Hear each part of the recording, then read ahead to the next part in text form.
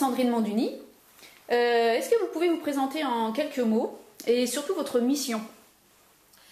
Bonjour, moi je suis conseillère principale d'éducation dans l'éducation nationale, donc j'ai travaillé dans des collèges, dans des lycées. Et ce qui est important, c'est de comprendre que le conseiller principal d'éducation, ce n'est pas le conseiller d'orientation. Souvent les gens confondent en fait. Donc moi je suis ce qu'on appelle un CPE. Je m'occupe de la vie scolaire des enfants, de toute leur vie dans l'école. Et je suis donc responsable des surveillants notamment. D'accord, Voilà. ok. Donc, je vais profiter de votre expérience parce que ça fait combien de temps que vous exercez ce métier? Une quinzaine d'années, ma foi, dans divers établissements et avec divers publics. D'accord, donc ça va être bien les ados, oui. D'accord, donc ça va être très intéressant.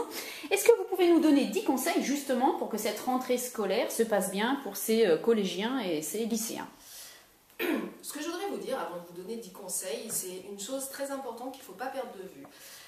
Un ado, un enfant aussi, de toute façon, s'il ne va pas bien, s'il est dans un mal-être, s'il a des soucis, s'il est envahi par quoi que ce soit, il ne peut absolument pas rentrer dans les apprentissages.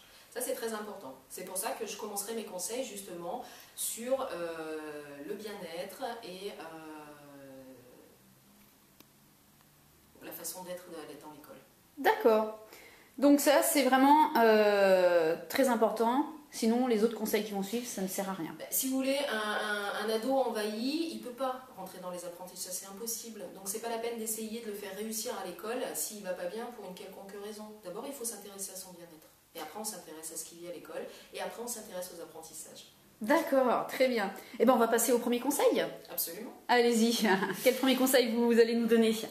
Alors, je voudrais surtout pas faire culpabiliser les parents, loin de moi cette idée, mais par contre, c'est vrai que c'est important, quand on est parent, de se questionner sur sa propre relation à l'école, parce qu'il ne faut pas perdre de vue qu'on transmet tout, bien entendu, et si un parent a eu un parcours scolaire traumatisant, il va de toute façon transmettre ses angoisses à son enfant. Ça veut dire que si un parent a réussi avec l'école et trouve que l'école est incontournable et très importante, il va transmettre également ça à son enfant. Si l'enfant, du coup, il a un petit peu de mal à réussir à l'école et que son parent pense l'école incontournable, ça va être très compliqué pour l'enfant. Donc, première chose, questionnez-vous sur votre propre relation à l'école, vous la transmettez.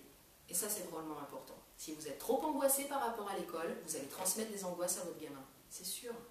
D'accord. Eh bien, écoutez, merci pour ce premier conseil. Et puis, je vous dis à demain pour le deuxième. Avec plaisir. Au revoir. Au revoir.